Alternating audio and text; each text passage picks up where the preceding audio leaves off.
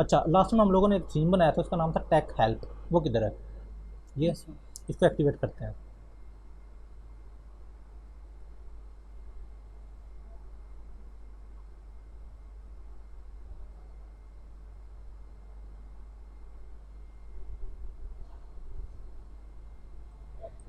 तो ये हमारे पास एक साइट बनी हुई थी। ठीक हो गया। हमने इसको H T M L template था, उसको वर्डप्रेस के थीम में कन्वर्ट किया था। और उसके बाद अब हम लोग इसको ना डायनामिक बनाएंगे। डायनामिक बनाने का मतलब इसमें जितना भी कंटेंट है ना, जिसकी साइट है, साइट ओनर सारे के सारे कंटेंट को खुद से चेंज कर सके। तो हम लोग शुरू हो जाते हैं हेडर से। हेडर में सबसे पहले यहाँ पे ऊपर पे ये एक लाइन आ रही है, ये टेक्स्ट है सिंपल। इस टेक्स्ट को एडमिन खुद से चेंज कर सके, वो ऑप्शन हमने एडमिन को प्रोवाइड करनी है। ठीक हो गया। तो उसके लिए हम लोग ना वर्डप्रेस के बैकएंड में, यहाँ पे अपीयरेंस में अगर देखें तो ये थीम ऑप्शंस के नाम से एक पहले से बना हुआ है। तो ये मैंने एक प्लगइन के थ्रू बनाया हुआ है। ये पेज हम लोग उस प्लगइन को करते हैं डीएक्टिवेट और ये खुद से नया बनाते हैं। अपीयरेंस में ना हम लोग ने एक नया पेज बनाना है, उसके अंदर हम लोग ऑप्शन प्रोवाइड करेंगे जिसको कंटेंट वो जिसकी मदद अपनी वेबसाइट पर कंटेंट वो चेंज कर सकेगा। ये एक ना बहुत ही ओल्ड फैशन वे है, लेकिन लर्निंग के लिए ठीक है। और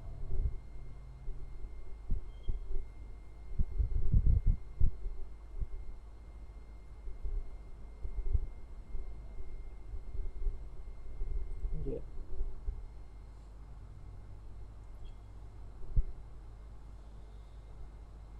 इस प्लगइन का नाम याद रखें, ये आपको बहुत काम आएगा। अभी अभी सुनिए।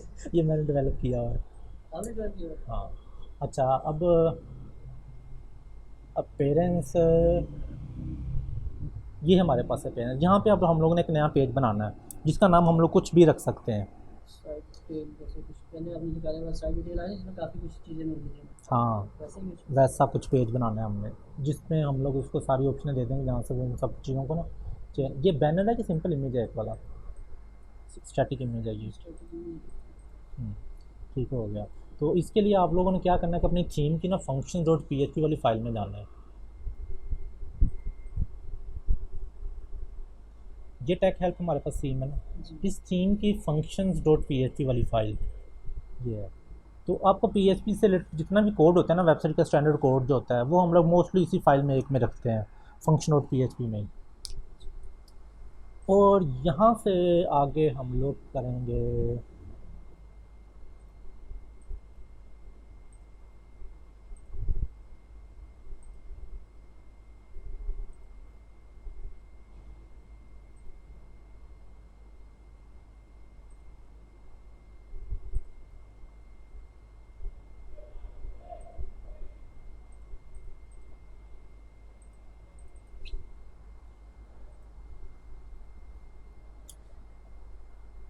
यहाँ पे ये एक हुक है वर्डप्रेस की, ऐड एक्शन। Add action. इस हुक को आपने कॉल करना है। हुक में फर्स्ट पैरामीटर क्या होता है? हुक का नेम। ओके। सेकंड पैरामीटर होता है रेस की। उसका फंक्शन का नाम जो हमने एग्जीक्यूट करना है। फंक्शन का नाम रख देते हैं क्रिएट थीम ऑप्शन पेज। ये हमारे फंक्शन का नाम होगा। हुक का मैंने आपको कॉन्सेप्ट बता दिया था क्या होता है। जी। जब हमारा कोड एग्जीक्यूट ओवर होता है किसी एक स्पेसिफिक टाइम को, अगर हमने अपना कोड भी एग्जीक्यूट करवाना है, उसके लिए हुक्स यूज़ करते हैं। तो इनिट का मतलब है कि जब वर्डप्रेस इनिशियलाइज होगा ना, उस वक्त हमारा ये वाला कोड एग्जीक्यूट हो जाए, इस हुक का ये मीनिंग है। तो यहाँ पे अब हम लोग ये जो फंक्शन है इसको यहाँ पे डिफाइन करेंगे।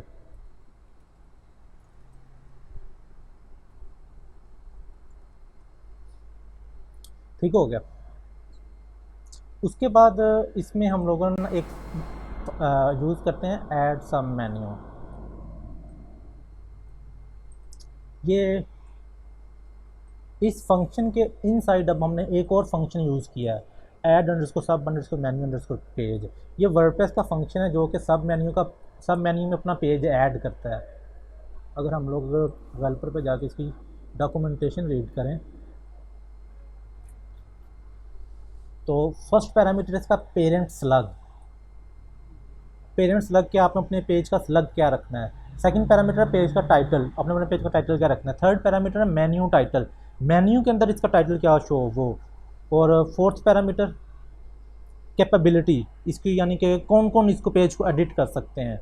और फिफ्थ पैरामीटर है मेन्यू स्लग, मेन्यू में ऊपर इसका स्लग क्या होगा, वो पेरेंट स्लग था, ये मेन्यू स्लग है, डिफरेंट है दोनों में। उसके बाद कॉल बैक फंक्शन, जब ये पेज क्रिएट हो जाए तो इसकी HTML हमने जहाँ पे डिफ़ाइन करनी है ना, कॉल बैक फंक्शन हमने यहाँ पे उसका नाम बताना है। तो ये इसके पैरामीटर्स हैं, कितने पैरामीटर्स हैं, 1 2 3 4 5 6 कंपल्सरी हैं, ये एंड वाला ऑप्शनल है। तो इसमें सबसे पहले हम लोग parent slug, the slug name for the parent menu of the file name to standard WordPress admin page. तो पेरेंट स्लग हम लोग इसको क्या देंगे,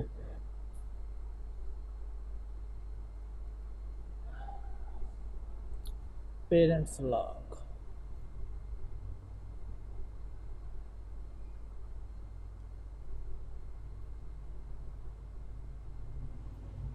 ये इन्होंने दिए हैं, slug for parent slug first parameter. Dashboard के अंदर अगर आपने पेज बनाना है तो फिर हमें स्लग देना होगा index.php, इसी को ट्राई कर लेते हैं। थीम में चलते हैं पहले, theme.php, ये हमारा पेरेंट्स का स्लग हो जाएगा। ठीक हो गया। सेकंड पैरामीटर क्या है हमारा,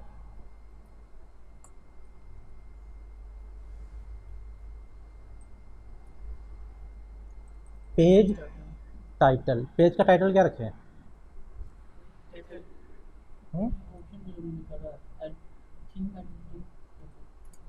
थीम ऑप्शन, ठीक है, ये हमने उसका टाइटल रख दिया। थर्ड पैरामीटर क्या है, मेन्यू टाइटल, मेन्यू भी हम लोग यही रख लेते हैं, ये हमारे पास इसका हो जाएगा थर्ड पैरामीटर। उसके बाद फोर्थ पैरामीटर क्या है, कैपेबिलिटी, ये मैनेज अंडरस्कोर ऑप्शन वाली कैपेबिलिटी है, ये मोस्टली एडमिनिस्ट्रेटर्स को होती है। तो कौन कौन आपके इस पेज को मैनेज कर सकता है, कौन इसको एडिट कर सकता है, इसकी वैल्यूज़ को चेंज कर सकता है। तो अभी हम लोग इसको एज इट इज़ रहने देते हैं, मैनेज अंडरस्कोर ऑप्शन। उसके बाद नेक्स्ट पैरामीटर क्या है, मेन्यू स्लग क्या होता है, वर्डप्रेस में जितने भी पेजेस होते हैं ना, लेट्स सपोज अगर मैं यूजर्स में से ऐड न्यू पे जाता हूँ,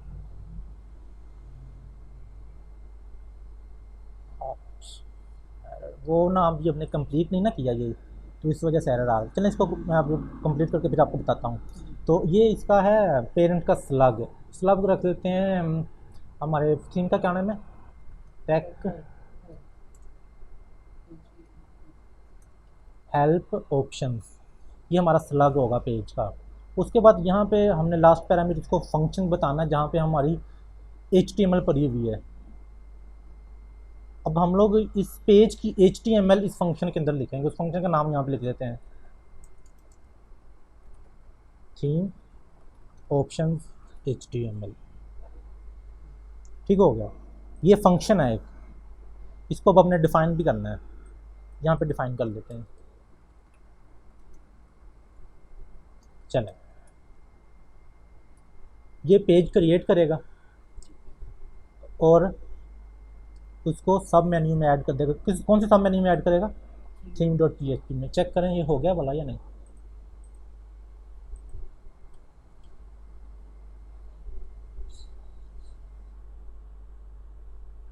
अब फिर ना एरर आ जाए।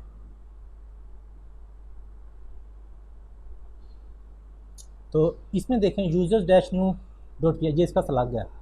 अब हमारा हम लोगों ने कहाँ पे क्रिएट किया, ये सबसे ऊपर है, आ गया हमारा। इस पर क्लिक करेंगे एम्प्टी होगा, कुछ भी नहीं होगा इसके अंदर, क्योंकि अभी हमने उसकी HTML डिफाइन ही नहीं की, ये नहीं। लेकिन हमारा लिंक आ गया मेन्यू के अंदर। ठीक होगा, ये अब बिल्कुल ब्लैंक है क्योंकि अभी हमने HTML अब लिखी नहीं है। तो ये लें, ये हमारा थीम बन गया, पेज बन गया एक थीम ऑप्शंस के नाम से। पेज टेक हेल्प ऑप्शन जिसका स्लग है, और ये इसका मेन्यू का टाइटल है। मेन्यू को टाइटल अगर हम चेंज करेंगे यहाँ से, ये भी चेंज हो जाएगा। ठीक हो गया। अब हम लोग इसकी HTML लिखेंगे।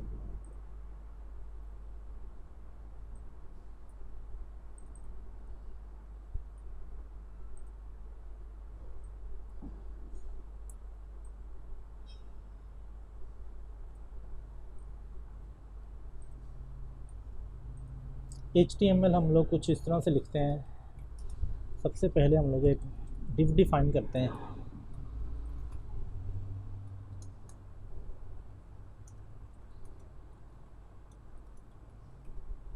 स्टार्ट कैसे किया, स्टार्ट पीएचपी क्लोज की किसी चीज़ की? हाँ, ये ले PHP का टैग मैंने क्लोज कर दिया ना, ताकि मैं HTML को राइट कर सकूं। अच्छा। अगर PHP का टैग क्लोज नहीं करेंगे फिर उस केस में हमें यूँ लिखना होगा। ठीक हो गया। वो सेम चीज़ से ऐसे ईजी है वैसे ईजी है, दोनों ईजी हैं। दोनों ईजी हैं। वैसे कर लें, इससे HTMल सेपरेट हो जाती है, PHP सेपरेट हो जाती है, वो कोड को रीड करना थोड़ा आसान हो जाता है। ये ले PHP का टैग हमने क्लोज करके HTMल टाइप कर लिया अपनी, और उसके बाद यहाँ पे एक div ID आइकन टूल कुछ भी बना दिया, और ये रैप के नेम से एक div हमें बनाना पड़ता है ये ना। उसको रिफ्रेश करें तभी ये एम्प्टी होगा, कुछ भी नहीं अभी इसके इनसाइड। तो ये अभी एम्प्टी ही है। ये जो स्ट्रक्चर बना रहे हैं आप, इस div का नाम कुछ भी रख सकते हैं, लेकिन रैप रखेंगे तो ये स्टैंडर्ड है वर्डप्रेस का। ठीक हो गया, और ये भी स्टैंडर्ड्स के मुताबिक हो गया हमारा काम। उसके बाद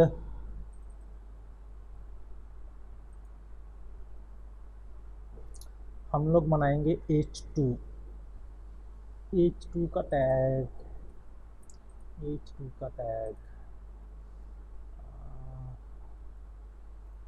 चलें कुछ भी लिख लेते हैं।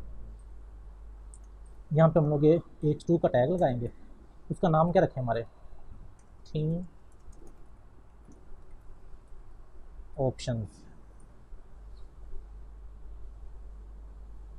ये हमारी हेडिंग हो जाएगी ना पेज की। स्टैंडर्ड HTML ये आ गई, किधर गई? वो सबसे बड़ा ये ले, हाँ। और उसके बाद नीचे अब हमने जो भी करना है, नीचे अब हमने करना क्या है? कंट्रोल प्रोवाइड करना है, जैसे मैंने पैरामीटर को चेंज करना है तो मैं ना टेबल बनाऊंगी। बैक एंड है, कुछ नहीं होता, ये कौन सा फ्रंट एंड है किसी ने। तो अगर गंदा सा भी बन जाएगा ना स्ट्रक्चर तो की बात में कुछ नहीं होता, टेबल से नॉर्मली गंदे स्ट्रक्चर ही बनते हैं। TD यहाँ पे रख लेते हैं हेडर। मैं एक लेबल बना रहा हूँ,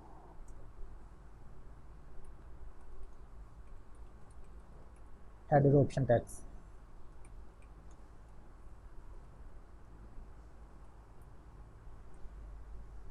और सेकंड TD में मैं इसको ना TH कर देते हैं। वर्डप्रेस पर रेफर करता है, अगर इसके लेबल को TH के अंदर लिखे ना खुश हो जाता है, वर्डप्रेस स्टैंडर्ड है। उसके बाद यहाँ पे अगर हम लोग बनाएंगे इनपुट टैक्स, इसका नेम हम लोग यही रख लेते हैं ताकि हमारा ये ID और नेम सेम हो जाए, JLMG। अब इसको रिफ्रेश करें।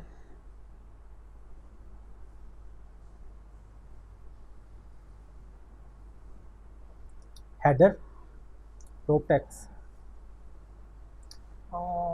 अगर मैं इसके सेटिंग्स में से जाकर, क्या पे इसकी सेटिंग्स, वहाँ से थोड़ा सा स्ट्रक्चर कॉपी पेस्ट कर लें तो थोड़ा सा ना ऐसा लगेगा जैसे वर्डप्रेस की असल में मैं चाह रहा हूँ मैं वर्डप्रेस की CSS को यूटिलाइज़ कर लूँ अपने पेजेस में, खुद से अपनी CSS ना लिखूँ। उसके लिए कुछ क्लासेस के नेम्स होंगे। ये है फॉर्म डैश टेबल के नाम से हम इसको टेबल को अगर क्लास असाइन करें ना, table class form dash table, और उसके बाद TH को हम लोगों ने स्कोप देना रो का। ये जो TH है इसको देंगे स्कोप, और TD को तो नहीं कुछ करना, नहीं इसको कुछ नहीं करना।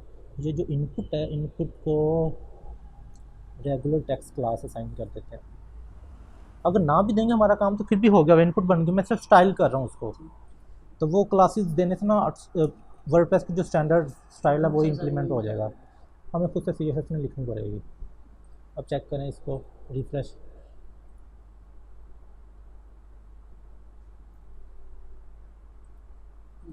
ठीक हो गया ना, वो ऑटोमेटिकली वर्डप्रेस की CSS के मुताबिक सब कुछ एडजस्ट हो जाएगा।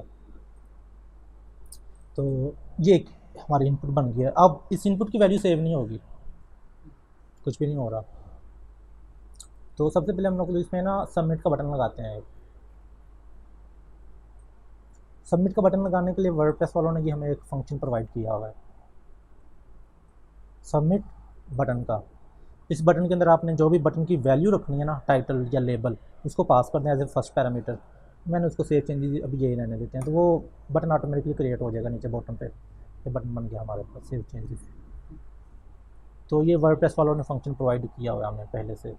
इसको क्लिक करें, कुछ भी नहीं हो रहा, वाई? इस पर अब हम लोग ना फॉर्म भी लगा लेते हैं। फॉर्म एक्शन एम्प्टी रहने देते हैं, मेथड पोस्ट, और फॉर्म टेबल के बाद क्लोज हो जाएगा। ठीक हो गया।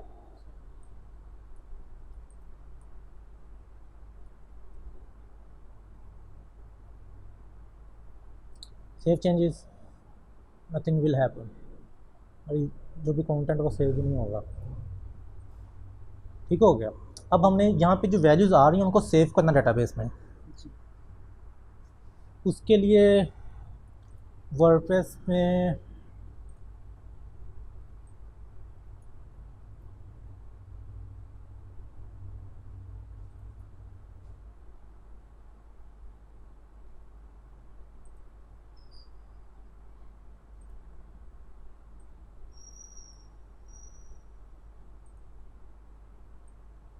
हमने ऊपर एक हुक डिफाइन की थी अभी भी, याद है आप लोगों को?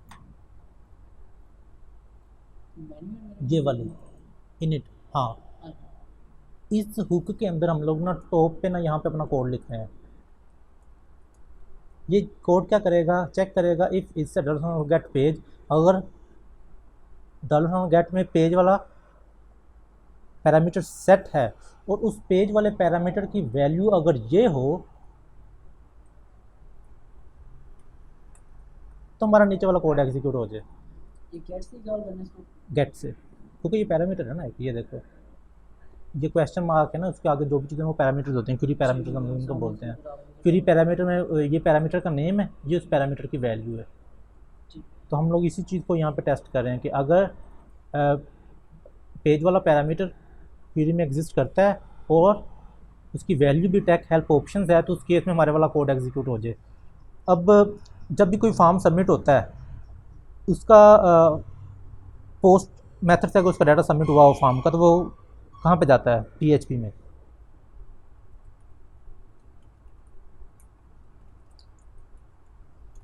याद है? इसमें आ जाता है $_ पोस्ट वाली सुपर ग्लोबल अरे के अंदर सारे का सारा डाटा वो हम लोग यहाँ से इसको गेन कर सकते हैं। अगर मैं इसको चेक करूँ, मैंने एंटर प्रेस किया, ये कंडीशन ट्रू हुई हमारी, पेज और टेक्निक हेल्प, तो उसने हमारा ये वाला कोड एग्जीक्यूट कर दिया। अब अगर मैं यहाँ पे एग्जिट लगाऊँ ना,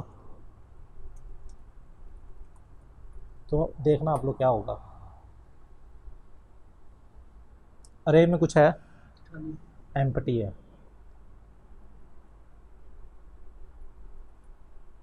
PHP तो आपको आती है ना? ठीक हो, बाकी PHP से रिलेटेड कोड है सारा, तो ये लें। अब हमने ये करना है कि अगर पोस्ट वाले वेरिएबल में इस इनपुट का नाम क्या है,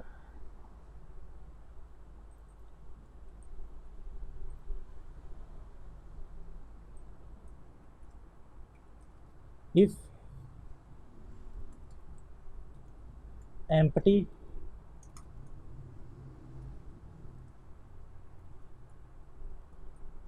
नहीं है, अगर इसकी वैल्यू एम्प्टी नहीं है, तो क्या करेंगे हम लोग, इस इनपुट से हमें जो वैल्यू मिल रही है ना, उसको हम लोग वर्डप्रेस में ऑप्शंस के नाम से एक टेबल बना होता है बैकएंड में, उसमें सेव कर लेंगे।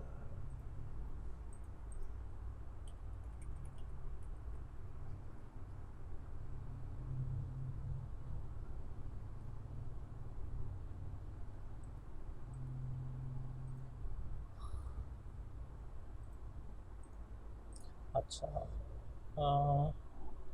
हमारे वाला टेबल किधर है? वर्डप्रेस, यहाँ पे ना ऑप्शंस के नाम से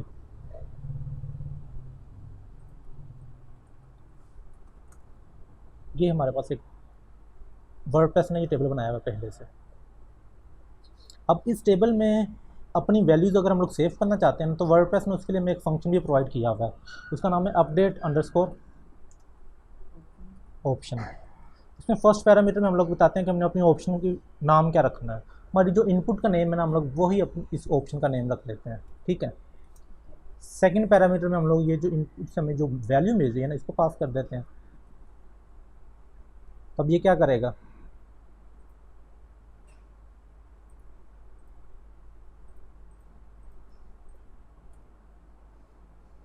अगर मैं यहाँ पे कुछ भी सेव करूँ, मैंने यहाँ पे लिख दिया एनीथिंग, सेव किया, अभी यहाँ पे डिस्प्ले नहीं होगा लेकिन डेटाबेस में सेव हो चुकी होगी ये वैल्यू। चेक करें, जी एंड पे चलते हैं, नहीं आई, क्यों?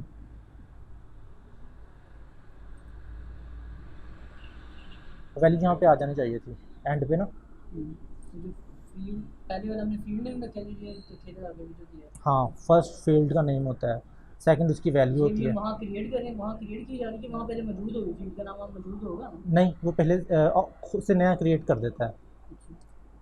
इफ़ एम्प्टी नहीं है तो ये एग्जीक्यूट हो जाए। अब चेक करेंगे हमारा कोड एग्जीक्यूट भी हो रहा है या नहीं। मैं इसको यहाँ पे ये अब यहाँ पे कुछ भी लिखा, एंटर प्रेस किया,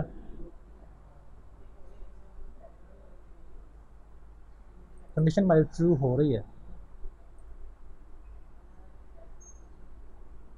ये कंडीशन यहाँ तक आ रहा है ना, तो नीचे ये कोड क्यों नहीं एग्जीक्यूट हो रहा है। अपडेट अंडरस्कोर ऑप्शन, ये इसका ना मुझे सिंटैक्स का मैं भूल गया हूँ, उसकी कंफर्मेशन नेट से कर लेते हैं। ये फंक्शन का नाम यही है ना, कुछ और तो नहीं है। Update underscore option, first parameter option का नाम है, सेकंड पैरामीटर ऑप्शन की वैल्यू है। हम लोगों ने भी तो ऐसे ही किया है। ठीक है यार, हमारा कोड चलना चाहिए। अब इसको टेस्ट करने का एक मेथड और भी है। जी, हम लोग ऑप्शन वाले टेबल में जो भी वैल्यू सेव करते हैं ना, उनको गेट करने के लिए गेट अंडरस्कोर ऑप्शन वाला फंक्शन यूज़ करते हैं। तो इसकी जो वैल्यू है ना, वो हम लोग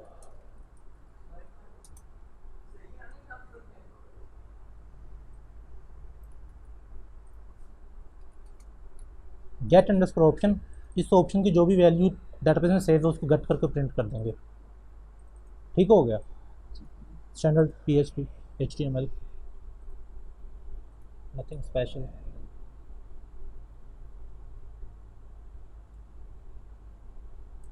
सेव होगी थी, यानी कि हमारी वैल्यू सेव हो चुकी हुई थी। अब इसकी कंफर्मेशन हम लोग एक और मेथड से भी कर सकते हैं। ये जो की है ना, इसको सर्च कर लो, वो वैसे हमें शो नहीं हो रही। मैंने ना लास्ट रिकॉर्ड को चेक कर लिया, मे भी उसके बाद कुछ और भी रिकॉर्ड हूँ जो अपडेट हो गए, वो पीछे थोड़ी रह गई हो, तो इसलिए हम लोग इसको ना सर्च कर लेते हैं। की का नाम क्या है हमारी,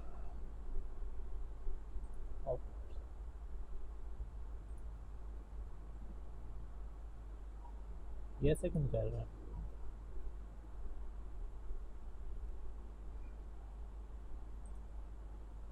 अच्छा, मैं रॉन्ग टेबल में सर्च कर रहा हूँ। ये QA ऑप्शन है असल में। वो है WP ऑप्शंस, ये था वो, मैं रॉन्ग टेबल में सर्च कर रहा था इसको। तो ये देखो, ये आ गया, उसने सेव कर दिया था बस। अब यहाँ पे हम लोगों ने इसकी वैल्यू को गेट करने के लिए क्या किया है,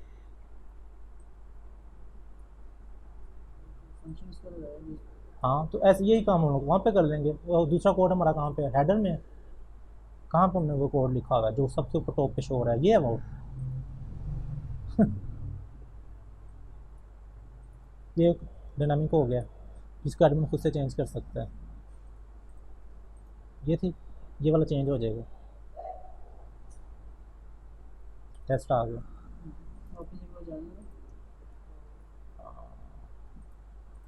ये था। यहाँ पे कुछ भी लिख दो,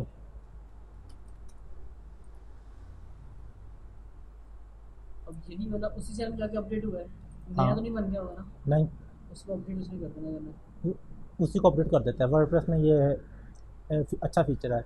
वो पुरानी पुरानी वैल्यू को अपडेट कर देता है, नया नहीं क्रिएट करता, नई वैल्यू डाटाबेस में क्रिएट नहीं करता। चलें,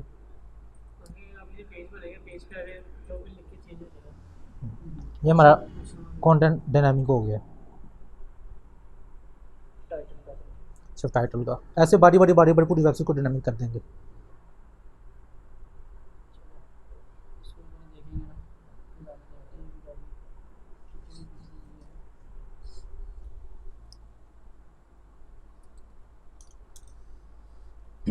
अच्छा, लोगों को करते हैं डायनामिक, ये थोड़ा सा प्रॉब्लमेटिक है क्योंकि आप लोगों को ना इमेज का आइडिया नहीं है, इमेज अपलोडिंग का।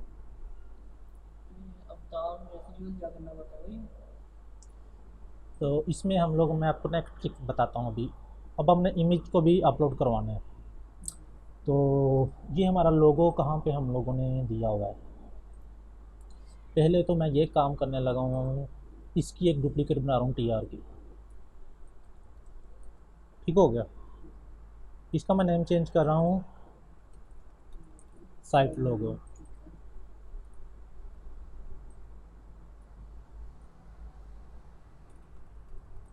ये साइट लोगो मैंने कर दिया। यहाँ पे इसको सिंपल लोगो कर देते हैं। साइट लोगो, इसका नेम भी साइट लोगो, इसकी आईडी भी साइट लोगो होगी और इसकी डेटाबेस की भी साइट लोगो ही होगी। तो ये अब हमने एक नई इनपुट क्रिएट कर दिया। अब यूज़र ने अगर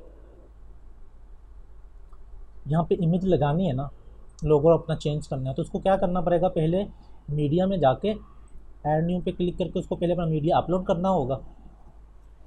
उसका काम हो जाएगा, लेकिन थोड़ा रॉन्ग वे है ये।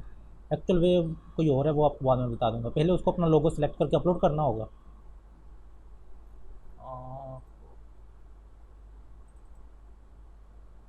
ये है जिसका लोगो उसने अपलोड कर दिया, error.png अपलोड हो गया। हो जा क्रंचिंग, चलें जी, हो गया। कॉपी URL टू क्लिपबोर्ड पे क्लिक करके इसका URL लिंक यहाँ पे पेस्ट कर देना है। सेव चेंजेस, अब ये सेव नहीं होगा, क्यों? जैसे हमने इसको किया था ना, यहाँ पे ऊपर एक और कंडीशन उसके लिए भी लग जाएगी।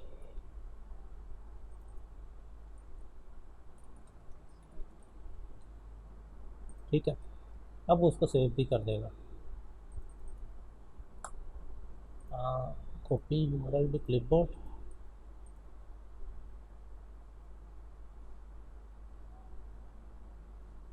अब लोगो तो यूज़र ने अपलोड कर दिया हुआ है, ये लोगो अब अपने फ्रंट एंड पे शो भी करवाना है यहाँ पे। तो उसके लिए हम लोग जो काम हमने ऊपर किया था ना,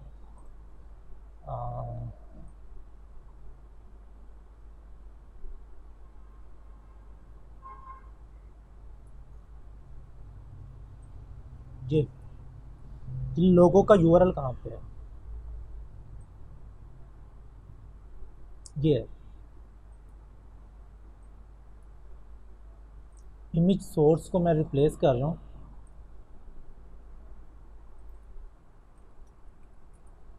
साइट को लोगों के साथ, क्योंकि इसका सोर्स हमें वहाँ से मिलेगा डायनामिकली, जो भी एडमिन पुट करेगा वहाँ पे। अब इसको रिफ़्रेश करो, इतना बड़ा लोगो, साइट ख़राब हो जाएगी। हाँ, लेकिन लोगो आ गया हमारा। अब वही वाला लोगो अपलोड करने के लिए हमें क्या करना पड़ेगा, मीडिया में जाके ऐड न्यू,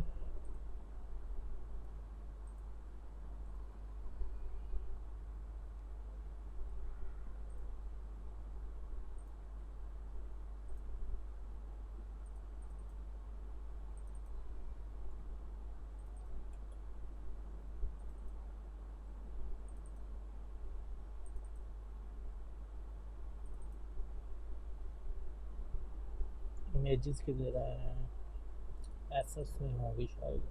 ये यहाँ पे लोगो कहाँ पे है, लोगो ये है इसका, इस लोगो को अपलोड करते हैं।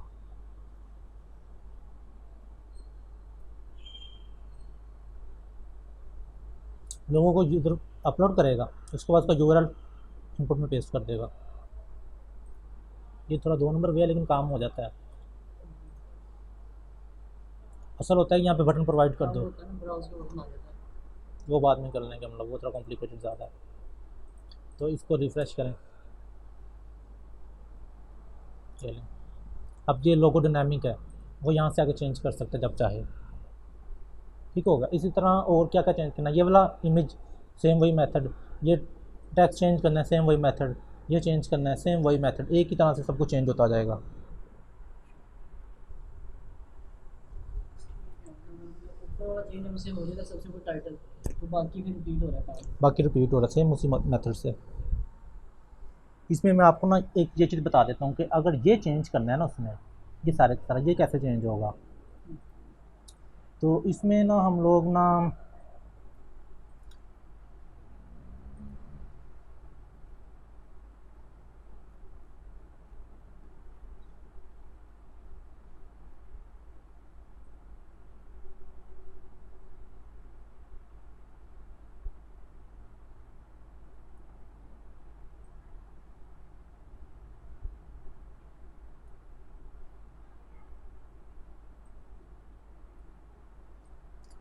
इनपुट की जगह टेक्स्ट एरिया यूज़ कर लेते हैं।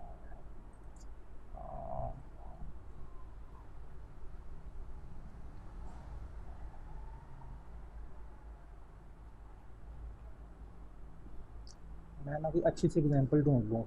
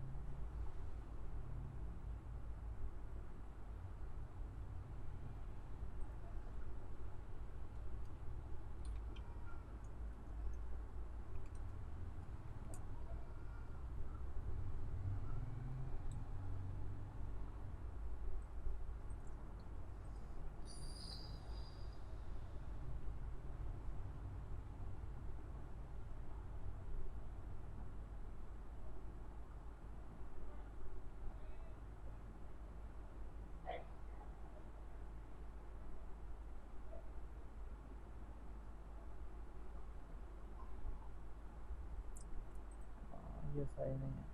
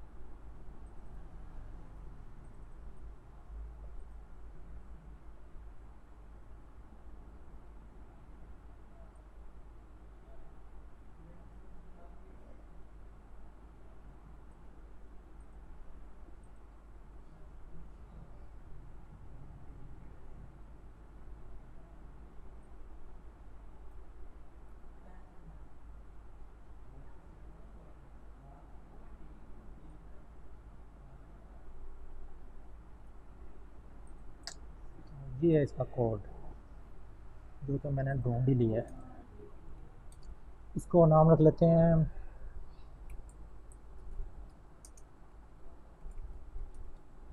स्कोप रो और बैनर डिस्क्रिप्शन।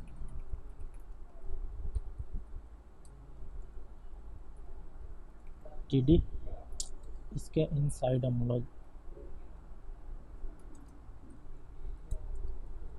ये कोड यूज़ करेंगे।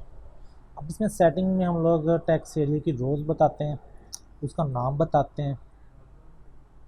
नाम ये वही नेम होता है जो हमारा ऊपर इनपुट्स का क्या नाम, इसका क्या नेम है, हेडर ऑप्शन टेक्स्ट, इसका क्या नेम है, साइड लोगो, इसका हम लोग नेम क्या रखें, बैनर डिस्क्रिप्शन। बाकी टीनी फॉल्स है, tiny MCE true, quick tags true, इनको अभी इंप्लीमेंट करके दिखाता हूँ आपको मैं ये क्या है। डब्ल्यू पी वाले फंक्शन को कॉल करने उसमें फर्स्ट पैरामीटर आपने क्या रखना है वो बाद में देखते हैं। सेकंड पैरामीटर इसका नेम होता है, नेम इसका हमने क्या रखना है, बैनर डिस्क्रिप्शन। और ये सेटिंग इस थर्ड पैरामीटर है कि हमने ये टेक्स्ट एडिटर कैसा चाहिए। अब अगर आप इसको रिफ्रेश करोगे ना,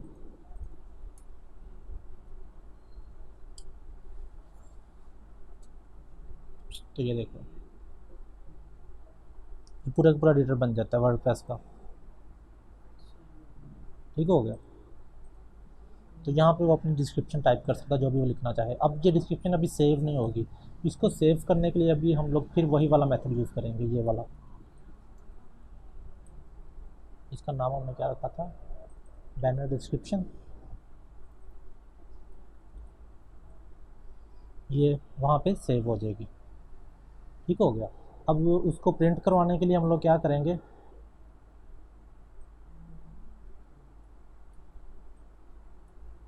फर्स्ट पैरामीटर में हम लोग करंट वैल्यू पास करते हैं, हमने उसकी जो भी रखनी होती है।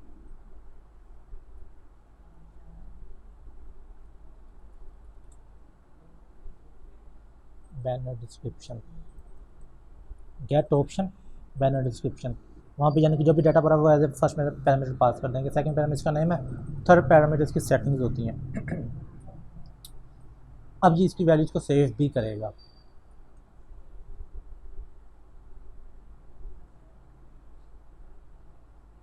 हम लोग यहाँ पे कुछ भी टाइप कर दिया, सेव चेंजेस,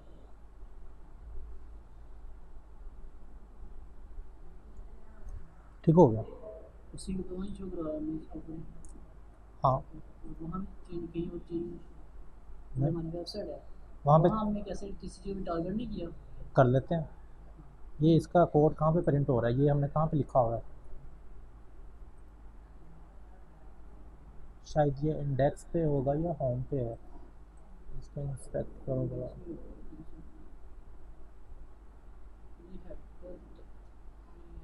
इंटेंट ही हो जाएगा तो होम है, लोडिंग, ठीक है। तो होम पेज हमने सेट किया था यहाँ से सेटिंग में से या नहीं बोला,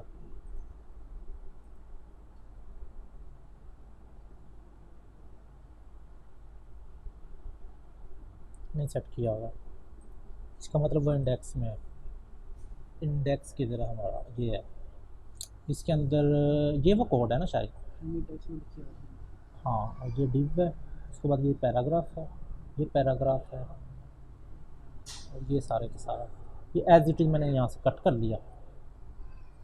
इसको यहाँ पे विजुअल में होता है कि आप खुद से जिसको एचटीएमएल नहीं बनाते वो भी यहाँ से इसको सारा डिटेल, टेक्स्ट में होता है कि अगर आपने कोड लिखना है तो ये इसका विजुअल है, ये इसका टेक्स्ट है। अब ये एक काम करता है कि वर्डप्रेस ना पी के टैग को खुद ऑटोमेटिकली खुद से रिमूव कर देता है। तो चलें वो बाद में सेट कर लेंगे। इसको सेव चेंजेस, इसको प्रिंट करने के लिए अब हम यहाँ पे क्या लिखेंगे, एको गेट अंडरस्कोर ऑप्शन, यहाँ पे इसका नाम था बैनर डिस्क्रिप्शन। ये लें, ये अब डायनामिक हो गई है।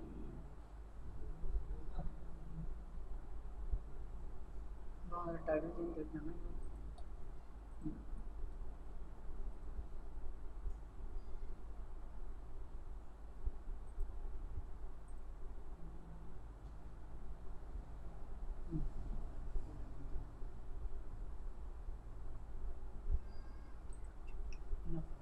इनफ है।